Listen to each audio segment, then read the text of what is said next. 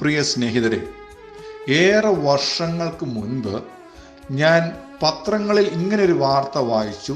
തിരുവനന്തപുരത്ത് നെയ്യാർ ഡാമിനടുത്ത് ഒരു safari park തുടങ്ങി എന്ന്.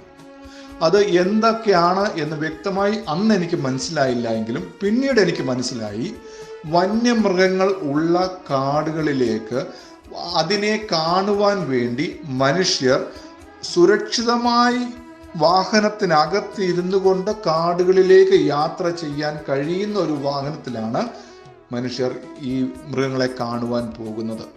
ഇതേപോലെ തന്നെ ആഫ്രിക്കൻ ഭൂഖണ്ഡത്തിലും സവാന കാടുകളിലൂടെ ഇതേപോലെ സുരക്ഷിതമായി യാത്ര ചെയ്തു പോകുവാൻ കഴിയുന്ന വാഹനങ്ങൾ ഉണ്ടെന്നും അതിനകത്ത് മനുഷ്യർ ഇരുന്ന് യാത്ര ചെയ്ത് വന്യമൃഗങ്ങൾ കാട്ടിലുള്ള അതിൻ്റെ ജീവിക്കുന്ന ജീവിത രീതിയെ കാണുവാനായി പോകുന്നുണ്ട് എന്നെനിക്ക് കേൾക്കുവാനിടയായി. ഇത് നമ്മൾ കാഴ്ച ബംഗ്ലാവിൽ കൂടുകൾക്കുള്ളിൽ വന്യമൃഗങ്ങളെ ഇട്ടേച്ച് അത് കാണാനായിട്ട് നമ്മൾ പോകുന്ന രീതിക്ക് നേരെ വിപരീതമാണ്.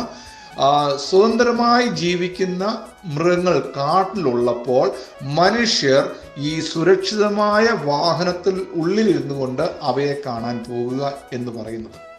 എന്നാൽ ഞാൻ പലപ്പോഴും പല വീഡിയോയിലും വാർത്തകളും കേട്ടിട്ടുണ്ട്, കയ്യും തലയും പുറത്തിടരുത്, വാഹനത്തിന് പുറത്തിറങ്ങരുത്, വാഹനത്തിൻ്റെ ഗ്ലാസ് ചില്ലുകൾ താഴേക്ക് താഴ്ത്തരുത് എന്നൊക്കെ നിർദ്ദേശമുണ്ടെങ്കിലും മനുഷ്യർ പലപ്പോഴും അവരുടെ ശരീരഭാഗങ്ങൾ പുറത്തേക്ക് ഇടുകയോ അല്ലെങ്കിൽ വാഹനത്തിൻ്റെ വാതിൽ തുറന്ന് ആ കാട്ടിലൂടെ യാത്ര ചെയ്യുന്ന സമയത്ത് വാഹനം നിർത്തി അതിൽ നിന്ന് ഇറങ്ങുകയും ചെയ്യുന്നത് അപകടം സംഭവിക്കുന്നതും കണ്ടിട്ടുണ്ട്.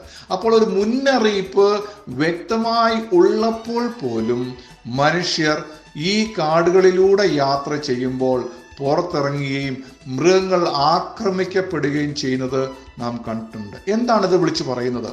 മുന്നറിയിപ്പിനെ അവഗണിക്കുന്ന മനുഷ്യർ. മുന്നറിയിപ്പ് അപകടം ഉണ്ടാകാതിരിക്കാൻ വേണ്ടിയാണ് എന്നറിയാമെങ്കിലും അപകടം വരാനിടയാകുന്ന രീതിയിൽ പ്രവർത്തിക്കുക.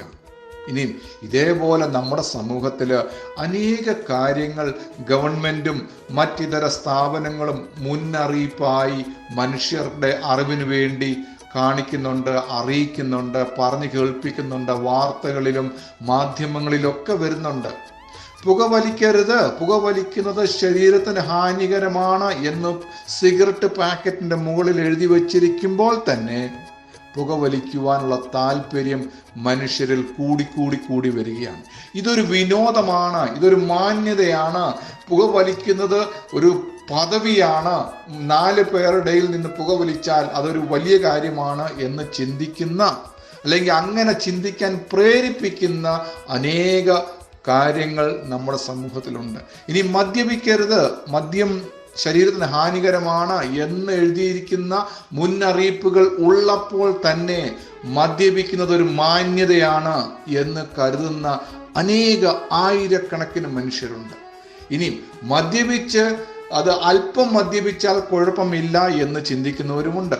ഇനി മദ്യപിച്ച് തുടങ്ങിയാൽ ഏതൊരു ദുശ്ശീലം, അപകടം വരാൻ സാധ്യതയുണ്ടെന്ന് മുന്നറിയിപ്പ് നൽകുന്ന ഏതൊരു കാര്യവും നമ്മൾ തുടർമാനം ചെയ്താൽ അത് ക്രമേണ നാം അപകടത്തിലേക്ക് ചെന്ന് ചാടുകയാണ് എന്ന് പലർക്കും അറിയാമെങ്കിൽ പോലും ഇത് ചെയ്യുന്നതിൽ വിനോദം കാണുന്ന, രസം കാണുന്ന, സന്തോഷം കാണുന്ന അനേക ആയിരക്കണക്കിന് ആൾക്കാരുണ്ട്. ഞാൻ പറയട്ടെ, മുന്നറിയിപ്പ് അവഗണിക്കരുത്, മുന്നറിയിപ്പിനെ തിരസ്കരിക്കരുത്. മുന്നറിയിപ്പിനെ കണ്ടിട്ട് എനിക്ക് ഒന്നും സംഭവിക്കുന്നില്ല, ചെയ്യരുത് എന്ന് പറയുന്ന കാര്യം ചെയ്യുന്നത് ഞാൻ കണ്ടിട്ടുണ്ട്, അവർക്കൊന്നും ഒരു കുഴപ്പവും ഇല്ല എന്ന് പറഞ്ഞ് എനിക്കും അത് ചെയ്യാം എന്ന് പറയുന്ന ആൾക്കാരുടെ ഉള്ള സമൂഹത്തിൽ ഞാൻ പറയട്ടെ, നമുക്കൊരു വ്യത്യാസം വരുത്താം.